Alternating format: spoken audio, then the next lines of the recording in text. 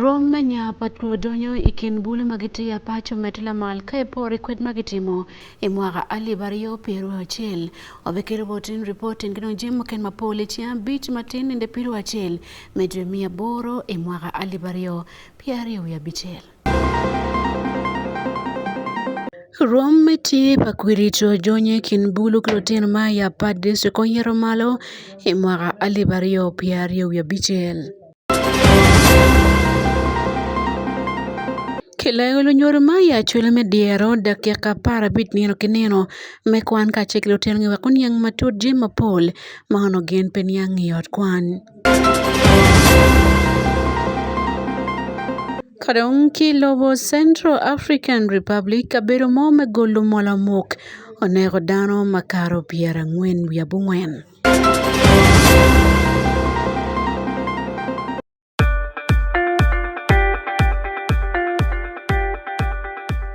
At least the one thing for now we can all agree on is the soap to use. He likes that it's big and lasts long. Anti-economy. I like that it keeps my skin smooth. Ate alina echovu. And the children like that. It smells amazing. Everyone is happy. Movit soap comes in 4 fantastic flavors. Movit family soap is truly soap for the whole family. Movit. All day confidence. Amor ritual ajuli ineni yup melogange mochwinyi anya sande Akumu. Pero metie pakwirito jonye kinbulu kiloten magiti ya pa district municipality tidong kanya met America Armani.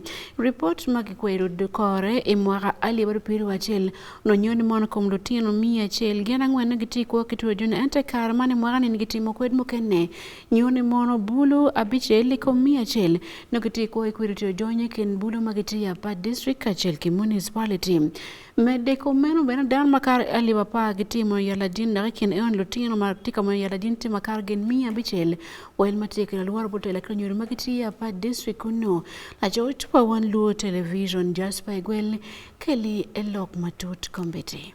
Imwa hatutumi aria par wel jo menu tia kwa kere tuo jonya Uganda loro nuoti miliona achiel la hariong koni mwa hatutumi aria piare wangwen wel jo menu tia kwa kere tuo jonyo utayiro malo na miliona achiel ila habich tunua piare wa biro mia drio pia dai boro man alobe ke report me dul me Uganda Aid Commission ober ke kar me chwalo e kar na chang ko report me tuo jonyo man pi mwat mi ari piare wa bichel pi apa district ame otela me yot ko mober ke kar me kato ke alobe ke kweda amo temo tutu dwe ma ngwen ya pa district kwa ho kita me tuo jonyo tia ber ke ya pa district report man kono potia ma wa tela ma pa ituan wu mana wo be kere no erni manano wel metu jonyo tiama berke kare menya pola ya pa district kwero hien alo kere kwero bitimo ya pa kai ma bia reo pira we chiel yo ba pa cho ka no yo mi chiel cho yo bi che yo apa dia mwe tu era ma ja ma tu di cho bi chiel ka no yo mi chiel yo bi chiel no ngo ti ku tu yo mi nyu tembe de ma pa cha lo ru tu yo tu mi pa ma mo te no tu ne tu ye e kom jo tutumia pari ya pa district kamati kere tuo jonyo e kom kare man kono dokti berke kare menu kon me yati wuriena papa tamati ya pa district onyi kono tiro wel jo me kono kom kare man tiama berke kare menu ngo yen metu jonyo e wuriena papa tamati ya pa district dong lo ber pa tamati cho jo mi ngwen mia biti piera do ya piera te no yat no metu jonyo so lo que la coco tu ti le bi pero abio ti ya te no ya ta ko ya ka do mareo e kom wel jo amati kere tuo jonyo dokti berke kare menu kon me yen ni wuriena papa tamati ya pa district en kon tir man no po ber ka jo adon kere bulu ke ken ento tuo jonyo magiti mo berke kare dang me bera pol ikino tino eka ko jo no tu pa mi de ke da jo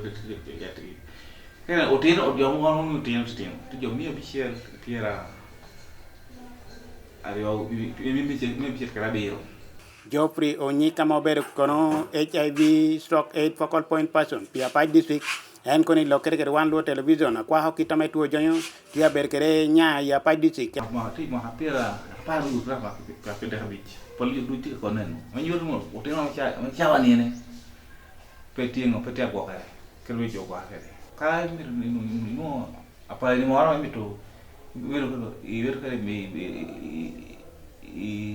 met nye buru timber hivi unko ngeo setas mu puke da buru Luenyi ko kom dwoko piny nya tuo jonyo ame tichere po ber kame agamente ente dule kene dang tiamo katu te ber kar me mi yokony bod jo ame ti apa district kan on nge abe mono cha wa tu loken partners ni jo korwa ko kom ko nye tu yot kom te dok piny ya pa ko ti ke GCRC tie ti ke fok tie ti ke de chile chasa naso tie tu konyo tu tu ko ko yam dang am do ko ping do so pa ma do GCRC te temo GCRC por le que tia konyo ko lo ko mo pinu ku tu jo yakena jo pinu ala pio me konyo me yat me tu jo me konyo yat me TB to me o local communities do jo ko pol pat te tinga ke lo bu jo me ngo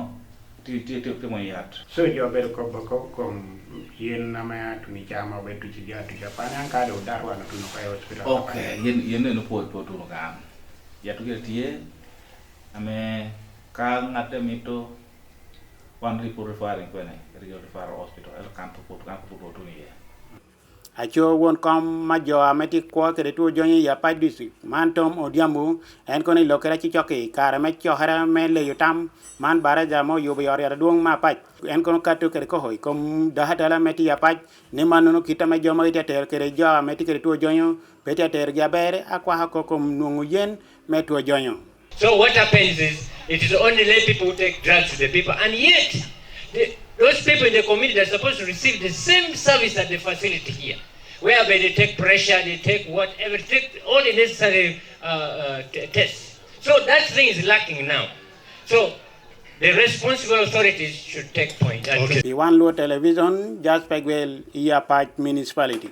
Itiro yopo komeme yup me miyo kon mayot komme nono kinong bene pimo tuo pedama pol magiti gulu sit kabir mo kene maurumo tika tema yat madit me gulu mati gulu siti yup me nario ene ni anama chel mocha akwileti niyo godan makaro ali wachel dok denkin tuo magino duong lo ye tuo pressure matike lo yot kom tibal yot kom pedama pol magiti kumalo melobo Uganda ndul maukel daktari magi bengeti yang ulu tuo mga makimiyo barin kon mayot kom iken kon kan mapole wetemnati ni mane kama yot ko mage karoti oyar madit migulu kama Ismail Jacob Jones ulemo kono kinyin Wan Luo television endonkele wa reporter kombeti Yub me yot kuma butera ni nario muchaketini odial medir gulu regional referral hospital okelo dana makara adibachel mogo aki district mapatpan maya chulim inone yub me yot kuma no kelo dana magitiki kwe tuo mapatpan mai kinigi dana magitiki tuo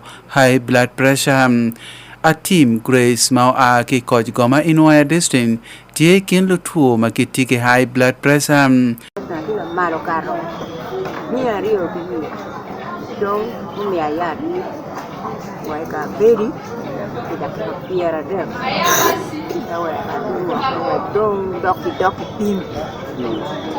tim ni len kira kalau tu ka dokien dia dogang kape tika dokien wala berarti bod dong yu ini kuace kan madid wal bodi bagi orang mede kerana Uganda budu berupe budu miwayat budu kita ko kari galo dugu mabe wabidu akupoj bodi dog mir budu ga malo peke kwed ma Wan Luo TV utim nyuri dar magitiki tuo presa tema po tutan Opiro albino mau a kila mina wino kal yung ako subcon yung Moro district benetiki tuo high blood pressure.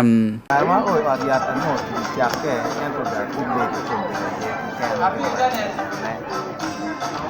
kena ner coka tuo na pega da fi yam do mo ka ya bo Baka bo may samuni ya? Kalau jatuh latihan dia sekarang itu kira ngolo, mau kerja, mau kerja latihan sekarang. Aku latihan saya tahu nak. Man tie yup ma chel ma dul pa daktere magiyaw dan magitiki tu mapatpam go yubom. Dr. Pascal Apio mati consultant internal medical physician at Yad Madid Gulu Regional Reporter Hospital dok ben entiga loyo department me internal medicine o tero ket ma yup mano chake kwede tinnem. Yubu chake mabe yup ini wa chako ulok pire we dwe ma ngwen chi wabiru ka chwalo dwan wa woko we ki konywa wano kony mapat ento ineno dul dano bino maduong ma wa foye bene kam eno chake tin bigit diri pinena rio kiken pieni pe waromo medune dul physician magu bino ki kabir mapat Kampala, Nebi, Soroti, all over Uganda. Pegrom bedu gulukany yani no kero wa peromo tutwal. So wami uniana rio ma wati teach enemy kam tie.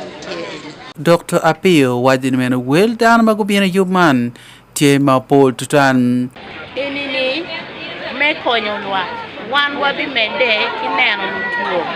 Kai nen pegineni tien kidere ni no mukene ni in kai binu kan wa mede ginen in ento kam giko dire cha para chel no kam do giko oluto wan wa mogo ni ngara chela chel wang maginen tien no dire wek ininge yara ngo mabe mu mir ini beri ye kadu ininge yat ma ini beri ye kari dong no pe no rom no ne ki wa ko nyo kai dugu bot wa kan wa rom min yat no perte.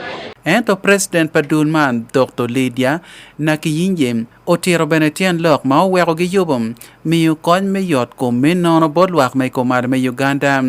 Ever physicians medical camp and this idea of having the physicians medical camp came because we had seen the need, and as an association of physicians we thought that it was time for us to get to the country and make sure that physician services are offered.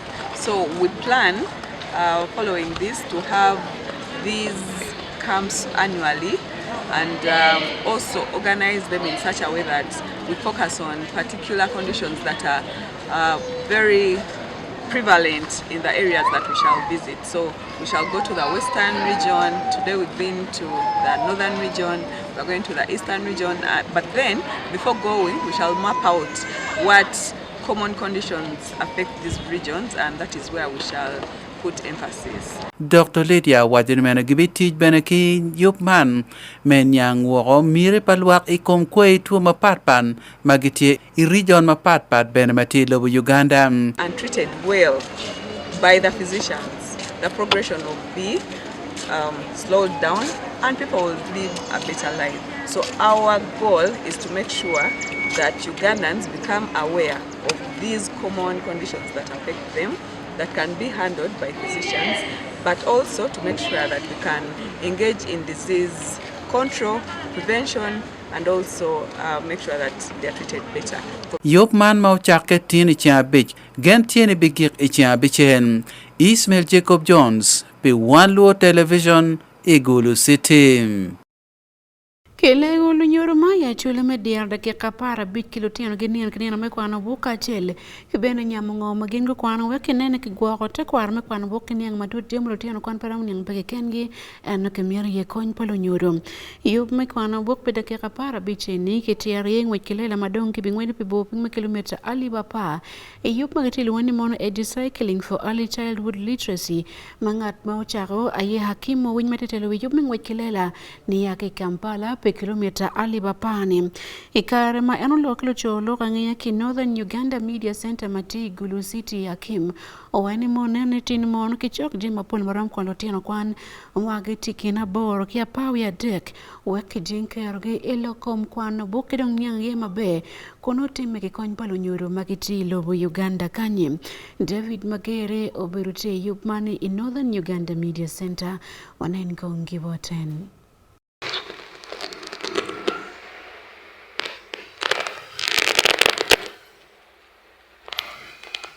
Yes.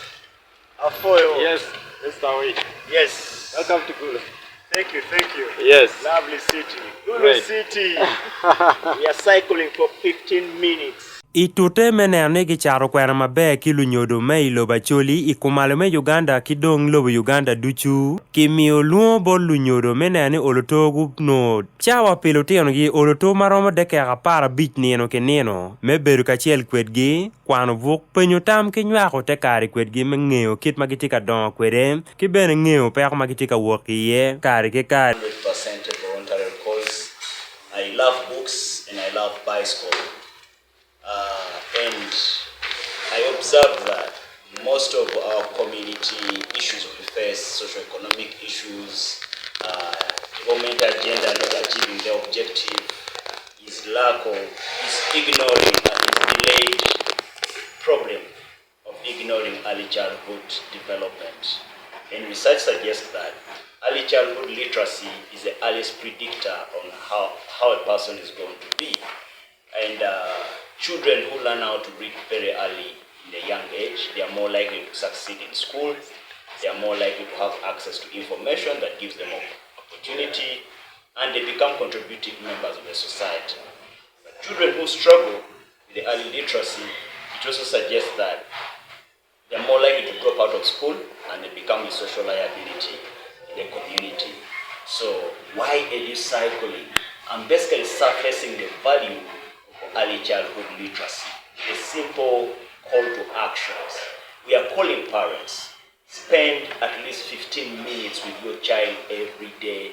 Read a storybook if you can read. If you cannot read, tell them a story. Have a conversation when you're not sending them to do work or beating them. Ino luo man kono ite yup magi luo ni edu-cycling for early childhood literacy kono la dit magi luo nye ni Hakim Oweny ayeti ka telewie lobo Uganda duchu kon nerma megi tie menene oluto kingweji makaber mapapat man ngwej kilela ibo ping me kilomita alibaba ivut Uganda duchu me charo kwena man ikar menywa otam kilo cholo ngea mail Gulu City iche angwen kono ino Oweny terni meno gen ki katika kare me charo ngwej man kono menene olutogi oi kabedu duchu ki kwena man mabe pol karni weke kare man ma lobo tika dong mateki lu nyodo kilo tiano gi go bed chok wek lu tiano go dong ikit mati. Each kilometer I'm riding is to raise children books age 3 to 13 to create children books access point. Literacy is a weapon to fight ignorance, to fight poverty, to fight prejudice, and to build capable people who can build prosperous, stable, and peaceful communities. And I'm cycling 10,000 kilometers upon myself in Gulu today. Okay, I didn't find myself in Gulu. I came to Gulu from Kegum. So I'm happy to be here with NUMEC members. Thanks for amplifying this message. How much distance have you already so far covered, and what has been your route? So far, if I add up with Strava, I'm in 600. My route started from Kampala, to be exact, at New Vision headquarters, where we were flagged off by the chief editor. Came to Kiboga, Hoima, Masindi, Boyale, Lira, went via Otuke, Batongo, Adilang, Kalon, Kitgum, and now in Gulu. Is it important for parents to be with their children 15 minutes every day? It sparks kids' imagination. It gives kids confidence. They become critical, and that's the age where people's brains develop. So when the brain is developing, what are you giving it? So it's important parents to know that. It's important parents to read to their children. Let them develop a love for learning, because learning is a long life process. And it's good to develop that love for learning at the early age. And that's why it's important for parents to be deliberate to spend that time. Only 15, you can spend 20, you can spend 30, but we are asking at least 15. Fred Opio, Tila Nyodo, Megulu district kono jolo nero man kono terne meno pera tektual ne omer gen machalo nyodo gi chak ber kilotian gi ikin tich mano gi tiyo ki longe mapola ta. By how my child is progressing in school, and sometimes we leave issues of children to parents, to teachers. We don't do a lot as parents. So we're committed that yes, let's dedicate 15 minutes during these holidays. Let's stay with our children, let's support them, let's see how they're reading, so we inculcate some reading culture in them. So we are committed as parents, we are committed as members of this city. And through a bicycle, we want to commit ourselves that we should promote a literacy culture in them. I'm so happy that our brother Akim is promoting this. And so let us also emphasize this when we come back home. Thank you very much. Well, what is creating that distance between parents and children nowadays, especially? Yeah, because parents, we think we are very committed. We have work, we come back home late, we leave early. So sometimes we don't give a lot of our time to our children. And that is a limitation. So it's very possible. But sometimes we don't even know the engagement, the activities that your children engage in. Social media takes a lot of our time. Sometimes we are on social media as parents. So we don't give a lot of our time to our children. So I think we should also allocate time. The 50 minutes is we can even do more. Only 50 minutes, please. Parents out there, let us support them. Let us stay with them. Let us do the homework with them, read with them. Wen kono bene oterne pere tek tutwal ni lwako mero nene ge dok cheni kit fony machon mano loteno gi fonyo lumuko nyo fony mano dano duchu fonyo loteno palo wodgi wek alok matika time kit me don me technology iyo me social media ki kit me kupe kumkene ma papati kono ki rup kene ki je mukene ma bi konyo ilu kero ino luo man kono magi tiero pere ki kampari chabit mukaro ki New Vision head office kono donc tika mete dok tika chere ka ber ma papat kon ma lope ki la lok pala dit man kono genong gitiago yar kaka abichel ikum malame Uganda kiko porcheng melo Uganda gibi beru ka nywako time ikum lok man ikin ka beru mayano waji gitie Ilira City ka beru ti ario Iagago district ka beru ti ario Ihoima district ka beru ti achiel kidong Igulu City ka beru ti achiel en ngwej man mo yab ki Kampala kondo terni ngwej dong kilomita marom 100 ikire meneno ario kegen dok yup tieni gibi meta mere ki dwoko ngej man ka beru mapapat kon ngwej mege dong bi a ki Gulu City kon chere West Nile ka dong goyo kona chere Bunyoro ka chere Buganda ka tiego ki Ankole lokange Wan Luo TV David Magere Igulu City. Government workers, they have been welcoming this message. For example, I was at Lirakato sub-county where I talked to community development officer, Jago, different civil servant, and they are welcoming the message. The media has been very supportive right from the New Vision. Now at NUMEC, I was interacting with Unity FM in Lira, I was interacting with Mighty Fire in Kidroom. Different stakeholders in this space.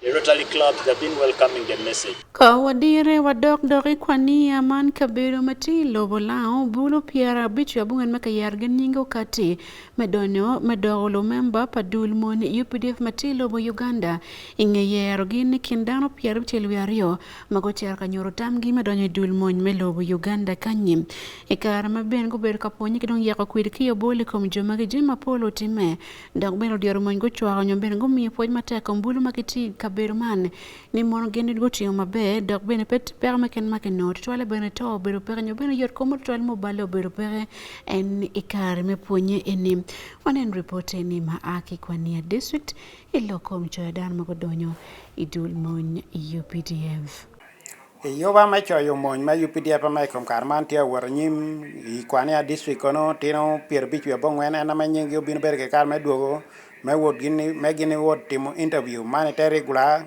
kono tino pier bichu chel te ber joma professional kori duoga nyeng man dang obin berge kar me timere pi apa district pi tina ma ti apa district kan ma nyeng tino pier bichu bongwena te bin duogo me gini dang berge kar me timo interview mane te regular a cho joma professional te ber pier bichel wiario etimo interview a joma kono mo beri chengangwen school ma technical school mati apart municipality report metole to kreama ho pe kono bino timere kai poro kere kitame bino ber kere meti mere kar mo karo me choyo mon sija obada me kono ber lo RDC me kwania district ame kono ber tie ya technical school kar me kono choyo mon me UPDF pijo me kwania kere apa district nutia timere. I have observed a lot of transparency, fairness and justice in the exercise so far because first of all, if you look at the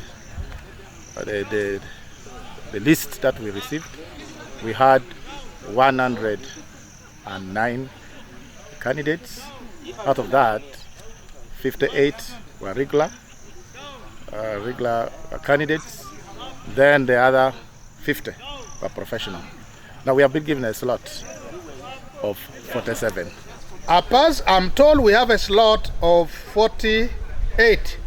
Kare metimo interview man kono mo cha kere neno national ID balokwan keboro adong amati del kom mukalak ikine no kene meyo jomari ngwech me kilometer sario medekere wot pi muremo obara tiro ngomio ko peo bino bereke kare merweni kare na yang. We are advising them to do a lot of exercise so that when this day comes, they're physically fit and they can be absorbed into the system. Ento choyeman wello tina nyira kono peo bino bera pol kai por kere kitama wello wo beno tikere akon no tina nyira mo kwan dang no tia pol obara kono tiro tien ko pango mio nyira po bera pol choyeman. With the military, it needs a lot of physical exercise, and women are vulnerable groups. Under vulnerable groups we have disabled that you have not even witnessed one. Only one girl who had a vision impairedness, and she could not be absorbed into the system, and so therefore, the nature of the job that they're going for needs some physical fitness. So with a vulnerable group like women, the girls, I think most of them got demoralized to join the system. And so far, so good. We have not resisted any incident. Unlike the previous one, where one person collapsed, and when he was rushed to the hospital, he could not make it. He died. But this one, I think our children did enough exercise as they were waiting. Kop memi awahami amekondang tia duong idogola machoyoti kunaha kop machoye memon bere kere kara menungo korko homan RDC mapach andu nyoka medang obera tie kunaya en kono do hilokman kun kobni manano. We were categorically clear. We briefed them at the time when they were even together with some of their parents that came, that this is a noble exercise, and there is nothing like anybody using influence, not even any money. They were very clear that whoever has money to donate to anybody, maybe then that would be the case, but do not come and complain that so and so has taken my money to have me recruited. No. Achoa kwaho teto balokwan pimeto ni mano berker karmen doni giniti ame jo kene berker karme o teto balu akon chik me Uganda kan pe ye kom teto bal me kwan onyo kono tiro ginamo timere karme choy mon amo timere ya pach pi apach kiri kwani a district. But I'm glad that up to now there is nothing of that incident of forgery. Choye man kono me obino mio tina pol bino riamo ko ya chake mo berker karme podi chako ke bor balokwan keri national ID RDC nyok en kono tiro pe hamo bino tugere tame yotina pol bino riamo ko ikachoye man. Your date of birth, your particulars and name must rhyme from the time you have started nursery up to wherever you may be alive. Any problem where you have put a wrong date of birth, a wrong year of birth, which does not correspond with your academic papers. Some people are running to the magistrate or to court to get an affidavit. You must take an oath and then make an affidavit, and then they have to endorse the paper. That shows that you are not prepared.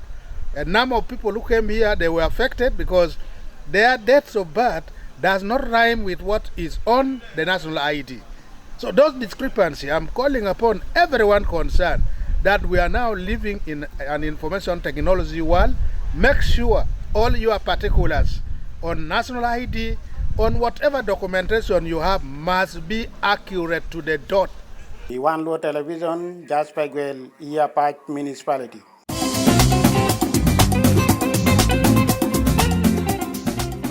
Ki Central African Republic tiglorwa kaberme golo mola man gold kikuno ingechan mautime kaberman nitikono choki Cameroon ngomo mukao negodan piarngwen abungwen kole kino beranyole Central African Republic gen piardek biangwen anyole Cameroon apawe dekedo anyole cha dario mado weo lako dogo permo poratura en ilobo Central African Republic kuno wanen kong reporti kom chan man kawaduchen wamete ke yup milokange mojuin.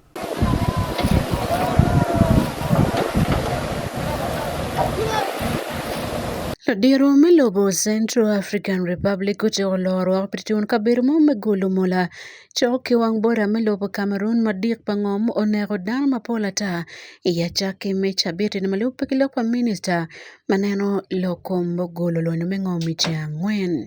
Rufin Benam Beltongo olimo kabir matie Izamboya Artisanal Gold Mine chiadek kawen wildan moto notie ipiara ngwen wiabungwen. Ministani omokni mono jomoto ni obedo anyuali Central African Republic gien piara dek wiangwen anyuali Cameroon apara dek kidong anyuali Chad gien ario. Karibet kumeno dan moken mokolok doki bolu cholo kangie la bom mokolok pa en ludire megamente ni gin wani mono dan makar mia chiel guto kama pole pud ngomu yigo wigi ni watini. Dano abiro mako wan lake otiat makiluni bobua matibo piny makilomita piara beach en kikabiru kama chano time yeni.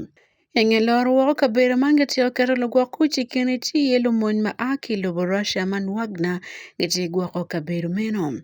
Ngom man malate tuwal ma kilungo kikiping ni mono Moscow RCA ni ti kabiru machoke ka Day River ndok bene choki wang boda melobo Cameroon. Karibet ni mono gamente weni yen gilor wa kabiru man pini yome gwako padano ti magoro dulu malwenyo pitrero palo todlon mengo makiluni mono Crescent Beninga Gowani mono pero man foot pe ya ovotumu yot. Dik pangom maket meno bene ko time kabir me golo mola makiluni bembari chok bene kawang bora me Cameroon ne odan mapola ta idwe mia bichel. Mok pangom maket meno tima pole kabiro machanti matekon gitikilon mengo mapola ta men Central African Republic malupe kilok dok bene kar mokene dan mapole kene gamente gewaini mon kabir maket man no kichakti je uyali labono ngotwer kidong je moken manom yor kinoni ko betie ikabero megolo mola.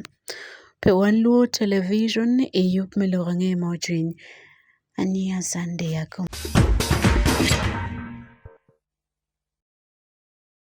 Mechako lokom turuti Mario ekuma bichel gita ter mechako turude diwo ituro mane piem me Acholi Basketball League. Turo ene ubote me ba kaunda grounds aktime miyo karke joma kena pegiti chao me turo di cheng pilokom tidmaketi kwere wekonong chao me turo diwo. Turo machelo berikin ne Hoop Rockers BC Kidongulu Junior All Stars kama David Magere keli yengej matut ikom Romadong pia mo okwere ita Acholi Basketball Kigulu City. Dwe achiel ang'ech kono luloch me Acholi Basketball League gumoko ni meno tuko me Acholi Basketball League no gibe yabo tuko ne diwo weko kony team mukene mapolo tuko giti lutich pa government lutim biachara ki lutich moko pa miri pegi no kare me tuko maroma ki jo mukene machalo teno kwan senior ki teno kwan university. Dong tuko me diwo man tika dugo cheni chabit ma ngweni la wala mario mabu chake tum chabit man ki Gulu City. Inoni ikin team abichiel magibu tuki itum chabit man kono turu achiel tie diwo man ma utime ki Onyama Community Park matie Onyama Town la rope de division i Gulu City. Turu achiel keken ma utime cheng chabit meninde piari wa dek dwe ma bor ma man chab Chiel me utiano ki Onyama Community Park noni Hoop Rockers Basketball Club no tika jolo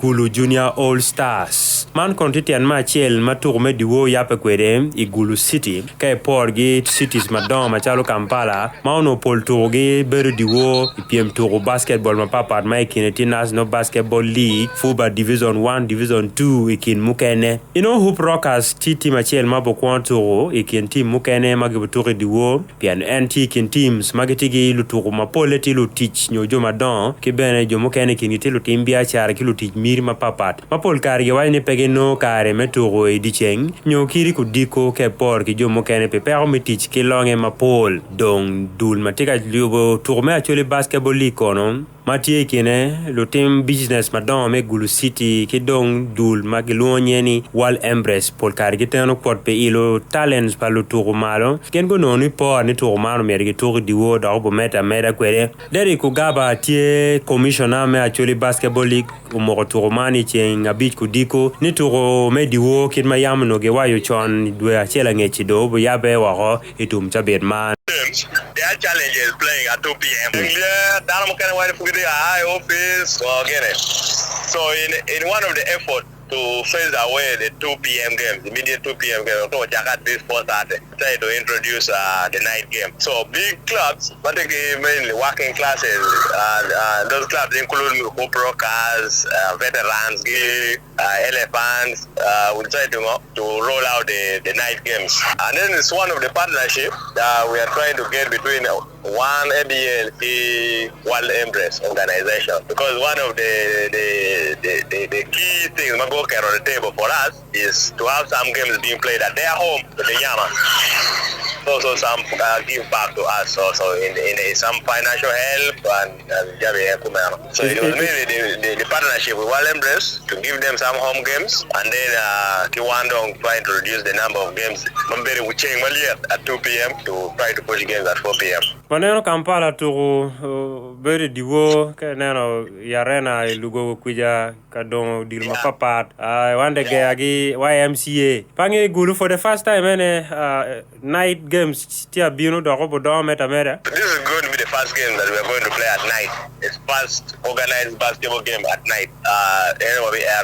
Because their lights already there and the whole place is good. So this is going to be the first game. And when the games are during the day, there are fewer fans attending because of work things or but night games, so that's something we're also trying to bring up, and we say we shall move monitoring. This is going to be our first Saturday game, and we see how sustainable it can be. So it is a pilot game, the one we're going to start with, and we see the attendance of building, the impact of the players, the fans, and then our relationship with World Embrace organization.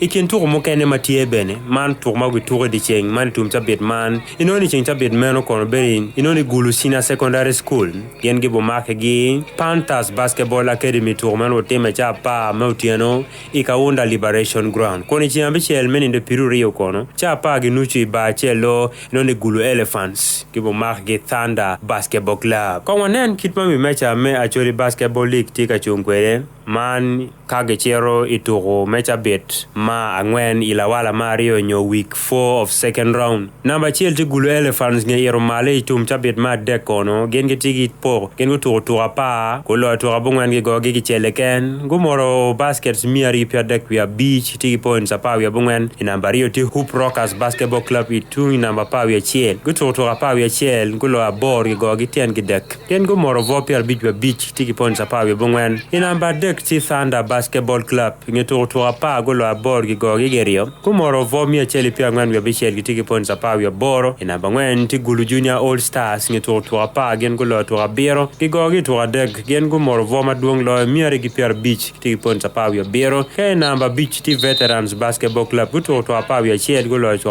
bichel gi go gi to beach gen gumoro vo abungwen tiki points apa we biro bene ke number bichel ti watoto sports academy nge to pa we rio gulo to beach ke ken gi chan gi tiana biro kulo gen gi moro vo pia bor we beach komgi tiki points apa we biro ke na biro ti gulu senior secondary school nge to pa gen ko to ngwen ke ken ke chan gi tiana bichel ko gi morvo mi cheli pia de ku cheli komgi tiki points apa we ngwen ke na boro ti lira city spartan singe to temata go awa ki relegation zone ken wel to ma go to ti apa we rio kuma pa we rio ne go lo de ke ken gi dir nge tiana bo ngwen ko ka gi morvo mi cheli ga pa we bichel komgi tiki points apa we de ke na ngwen mani relegation zone ti Panthers basketball academy ngeto to apa we chel golo ari ke ken gilur ke tiana bungwen ko gi morvo mi chel pier bier we bungwen komgi ti pons apa we dek bene ken na bagiki we match me ABL ti gulu university ngeto to apa we chel golo to ari ke ken gidir ke tiana bungwen bene kolo ken gi morvo igi vo mi chel pier ngwen pier bor we ngwen ti pons apa we dek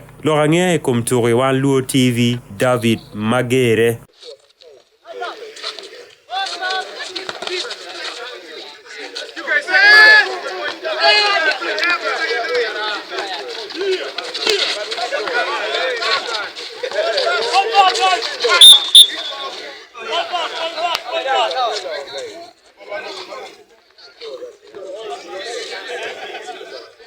Kadong metia kone timo dilo pa mon gari odung tieko charo me kar bilti to man gwe dilo pa mon magikine man epi magikita Ateker Cup of Nations pia mano golo mapol makiti kunyaume Afrika magiti ite Ateker ndak bilti maboro pa mon ngoberti pia Mario mautime imwagane kadong pacho oberu gen piara teku ya boro maiko nye kelinget manyen ikom Ateker Cup of Nations.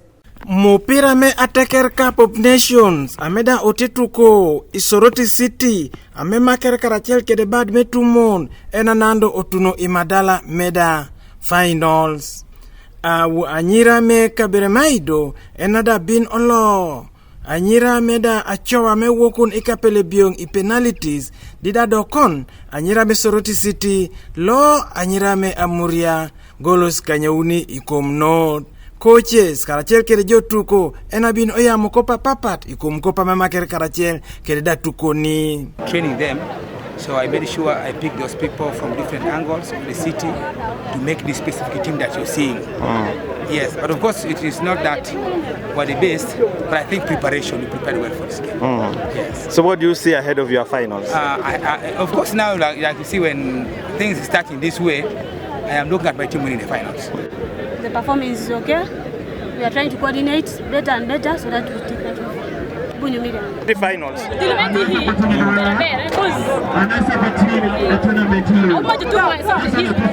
Soroti City 1-1, but we are going to make it to this final. So we played well. But we enjoyed. Teams Kanyauni Manyira enada tie owudo ituko me Ateker Cup of Nations karachel kreda teams otade kwie Kanyauni me awobeda enada tie Anyira bino tuko finals ichenga diki do yotino mechenga tin awobe enawudo poditi madala me quarter finals dio ngewbe diki kida kiyaro tuko semi finals karachel da kreda finals Michael Onyinge Wan Luo TV, Isoroti City.